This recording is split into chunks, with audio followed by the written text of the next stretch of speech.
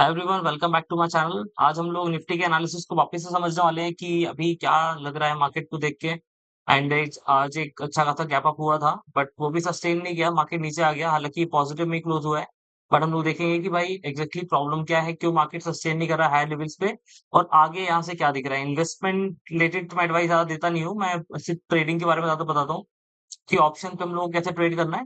But कुछ important levels है जहां पे अगर आप इन्वेस्ट करना चाहते हो पैसे, तो कुछ कुछ थोड़ा थोड़ा आप स्टोरेज लेके चल सकते हो।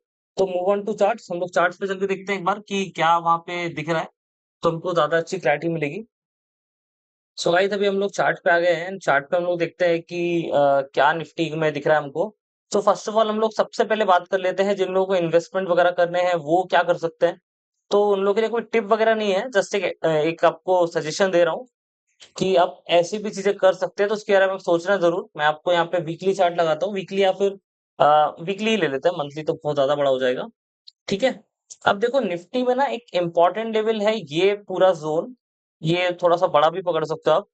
ये 21600 से लेके आई थिंक 22,800 700 के आसपास पकड़ो, 500 पकड़ लो मोटा मोटा। ठीक है। तो एक ये जोन अच्छा सपोर्ट जोन टाइप का काम करता है यहाँ पे। ठीक है।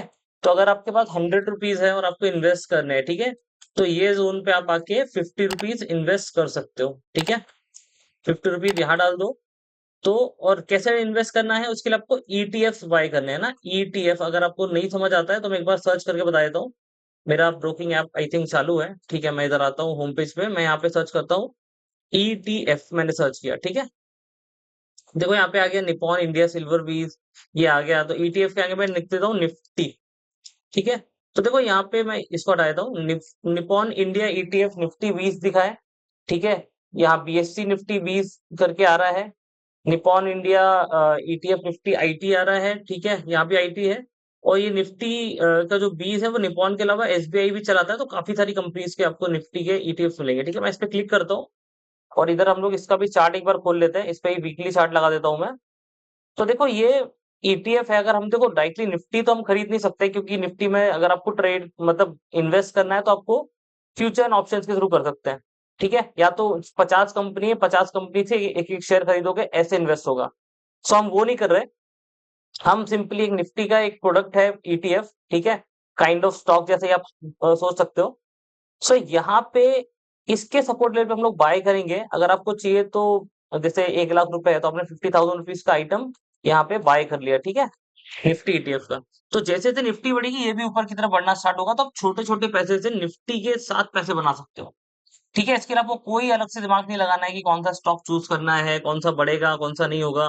देखो स्टॉक इंडिविजुअली क्रैश हो सकता है, जीरो भी हो सकता है। हमने यस बैंक वगैरह देखा है, आइडिया देखा है, तो उनकी क्या हालत हुई है।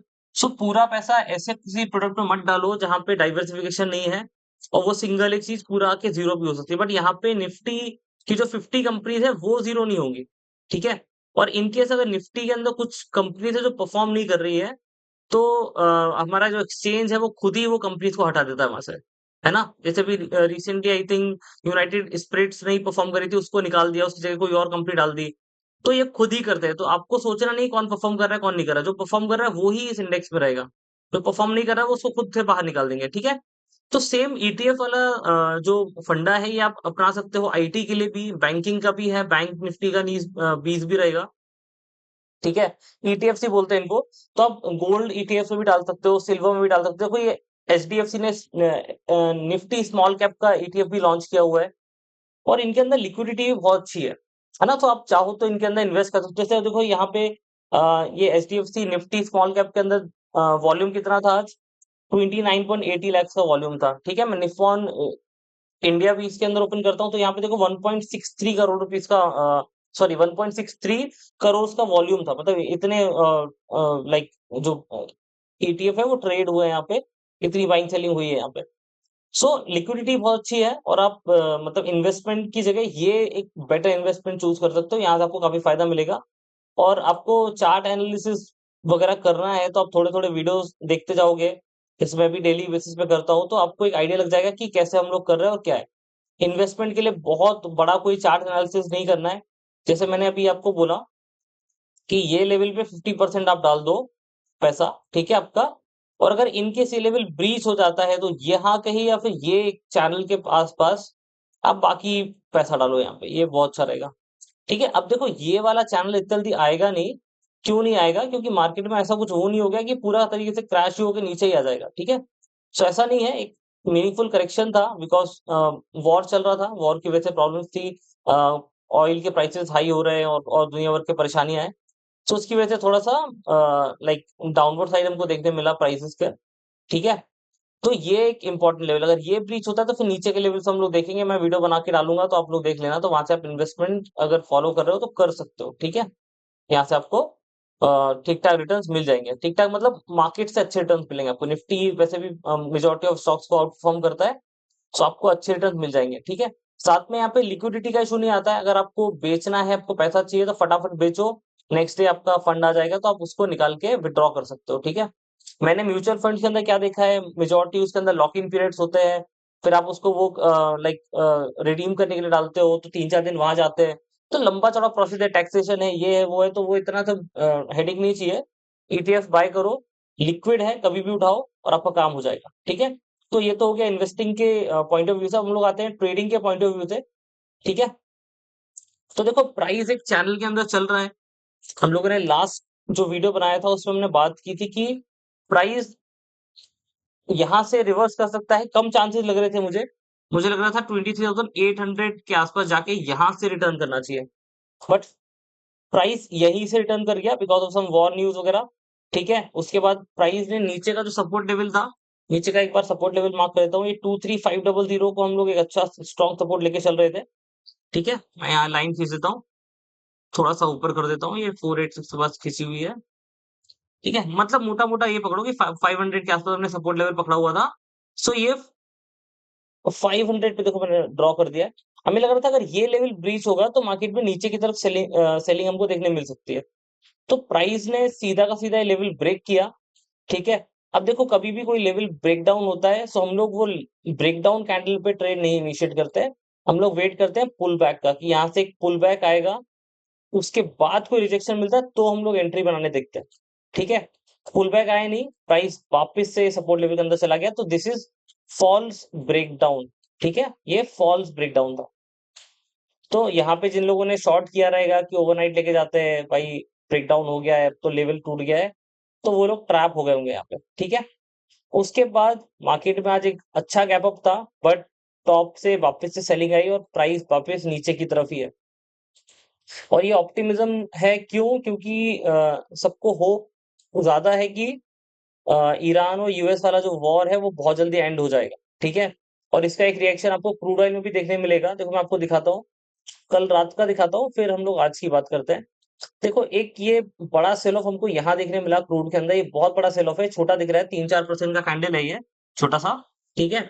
और एसएनपी के अंदर भी अच्छा मूव आया था, मतलब यूएस मार्केट के अंदर भी अच्छा मूव था, तो एक ये मतलब वॉर एस्केलेट नहीं होगी, वो जल्दी खत्म होगी उसको लेके था। फिर आज मॉर्निंग में ये भी एक बहुत अच्छा सेल ऑफ हमको देखने मिला, ठीक है? यहाँ भी एक अच्छा सेल ऑफ था, तो ये ओवरऑल सारे इंडिकेशन जा रहे हैं कि वॉर जल्दी एंड हो सकती है। क्योंकि अभी तक क्या हो रहा था कि वॉर एंड होगी, उसकी न्यूज़ आ रही थी बट क्रूड ऑयल में रिएक्शन नहीं दिख रहा था, क्रूड ऑयल में उल्टा ही दिख रहा था। लग रहा था कि वॉर एंड होनी चाहिए बट क्रूड ऑयल कंटीन्यूअसली ऊपर की तरफ ही भाग रहा है। सो ये गलत मतलब ये रॉन्ग इंडिकेशन है कि अगर क्रूड ऊपर भाग रहा है मतलब वॉर जल्दी एंड नहीं होगी, ठीक है? सो अभी क्रूड के अंदर रिएक्शन दिख रहा है कि वहां से सेलिंग आ रही है, तो ये एक गुड इंडिकेशन है कि हाँ भाई वॉर जल्दी एंड हो सकती है, ठीक है? तो क्रूड का ये मतलब रिलेटिव मतलब आप बोल सकते हो कि मार्केट से ऐसे रिलेट करता है। हम लोग डेली चार्ट से आते हैं आवरली टाइम फ्रेम के अंदर।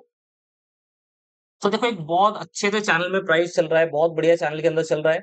यहाँ से बाउंस आया है और मैंने आपको लास्ट टाइम भी बोला था कि प्राइस एक नो ट्रेडिंग ज़ोन के अंदर ही है, जब तक ये लेवल या तो ये लेवल अच्छे से ब्रेकआउट या फिर ब्रेकडाउन नहीं होता है, तब तक प्राइस हम लोग sideways, gap up, gap down यही एक्सपेक्ट कर सकते हैं।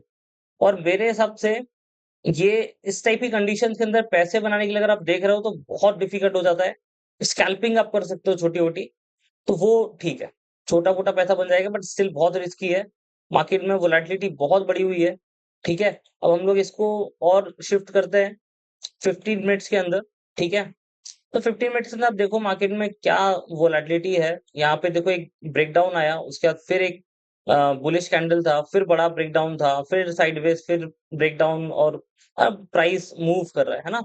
तो कोई बहुत लाइक क्लियर इंडिकेशन नहीं है। डेटा मॉर्निंग में पॉजिटिव था, फिर थोड़ा-सा साइडवेज हुआ, फिर पॉजिटिव हुआ, बट प्राइस उल्टा जा रहा है, फिर नेगेटिव हो गया। तो ऑप्शन डेटा में ये बहुत कोई क्लैरिटी नहीं मिल रही है। को टोटल जो ओपन इंटरेस्ट है वो भी बहुत कम बना हुआ है ना, बहुत ज़्यादा ओपन इंटरेस्ट खड़ा भी नहीं है अभी। जैसे कि हम लोग यहाँ पे देखते हैं, मैं एक बार रिफ्रेश कर देता हूँ इसको कि अभी क्या भाई अपडेट आए हुए हैं इसके अंदर। सो देखो, ओपन इंटरेस्ट अगर हम लोग देखते हैं, तो बहुत बड़े नंबर नहीं है। 22 लाख, 7 लाख, 23 लाख, यहाँ भी 14 लाख, 23 लाख। पता है, ये टोटल ओपन इंटरेस्ट की बात कर रहा हूँ मैं, चेंज इन वाई की तो बात ही नहीं कर रहा कि आज कितना चेंज हुआ। बहुत छोटे-छोटे नंबर्स हैं, यहाँ से कोई इंडिकेशन नहीं है। हम लोग फ्यूचर्स में देख लेते हैं कि फ्यूचर्स में क्या है। तो फ्यूचर्स में हम लोग आज वाला कॉन्ट्रैक्ट देखते हैं, 1% है जो कि बहुत कम है। आज आई थिंक नई एक्सपायरी वाला कॉन्ट्रैक्ट है, मतलब नया हमारा सीरीज स्टार्ट हुआ है अप्रैल वाला। सो अच्छे नंबर्स आने चाहिए थे यहाँ पे है नहीं। बैंक निफ्टी ऊपर गया तो यहाँ पे शॉर्ट कवरिंग का नंबर है, मतलब लोग अपनी पोजीशन अनवाइंड कर रहे हैं, यहाँ पे जो शॉर्ट थे वो निकल रहे हैं यहाँ पे। तो अभी तक डेटा में किधर पे भी कोई इंडिकेशन नहीं है क्लियर। सो जब तक हमें वो इंडिकेशन नहीं मिलता है, तो मेरे हिसाब से बेस्ट है कि आप थोड़ा सा वेट करो। वेट करो, कोई क्लियर इंडिकेशन मिलने दो। आपको लग रहा होगा कि मूवमेंट छूट जाएगा या फिर प्राइस हाथ से निकल जाएगा, तो कोई बात नहीं, कभी कभी होता है ऐसा। मतलब जहां पे कोई क्लैरिटी नहीं है, वहां पे विदाउट डायरेक्शन, विदाउट किसी मेथड के ट्रेड करके से पैसे लूज करना है, बना लेना, वो ज्यादा अच्छा नहीं है। उससे अच्छा है कि आप शांत बैठ के थोड़ा टाइम वेट करो जब तक कोई क्लियर इंडिकेशन नहीं आता है, ठीक है? ओवरऑल जैसा यूएस मार्केट ने कल दिखाया, गैप अप थे, वहां पे भी पॉजिटिविटी थी। क्रूड में भी सेलिंग है। अभी रात को और यूएस मार्केट जब खुलेगा उसके बाद हमको एग्जैक्टली क्लियर होगा कि मार्केट में भी और क्या मतलब पॉसिबिलिटीज है, वहां पे बुलिशनेस आती है नहीं आती है। थोड़ा सा हल्का सा बायस जो है वो अपसाइड का है, बहुत हल्का सा। यहाँ पे भी एक बायस अपसाइड का ही था, बट प्राइस ब्रेकडाउन हो गया, वो टिका नहीं यहाँ पे। सो मेरे हिसाब से थोड़ा सा वेट करोगे बेस्ट है। फिर भी बायस अगर आप लेके चल रहे हो, ट्रेड करोगे, तो अपसाइड की तरफ ही देखना, भी डाउन साइड तो नहीं एज ऑफ नाउ दिख रहा है, ठीक है? क्योंकि क्रूड अगर नीचे आता रहेगा तो डाउन साइड नहीं दिखेगी। क्रूड अगर स्पाइक करता है तो फिर आप ये नीचे की तरफ देखना स्टार्ट कर देना कि इक्विटी मार्केट में एक सेलिंग आपको देखने मिल सकती है, ठीक है? सो मेरे हिसाब से भाई मुझे अभी ये लग रहा है कि मार्केट में भी कोई क्लियर इंडिकेशन नहीं है, ठीक है? वो एक ज़ोन में ही ट्रैवल कर रहा है, और वॉर का या फिर ये जब तक न्यूज़ का कोई फ्लो नहीं रुकता है, या फिर जब तक एक क्लैरिटी नहीं मिलती है, आई डोंट थिंक बड़ा पैसा कुछ आने वाला है मार्केट के अंदर। सो वेट एंड वॉच ज़्यादा बेस्ट रहेगा। बाकी कुछ एनालिसिस को लेके डाउट रहता है तो प्लीज़ आप कमेंट में डालिए, आंसर करने का ट्राई करता हूँ।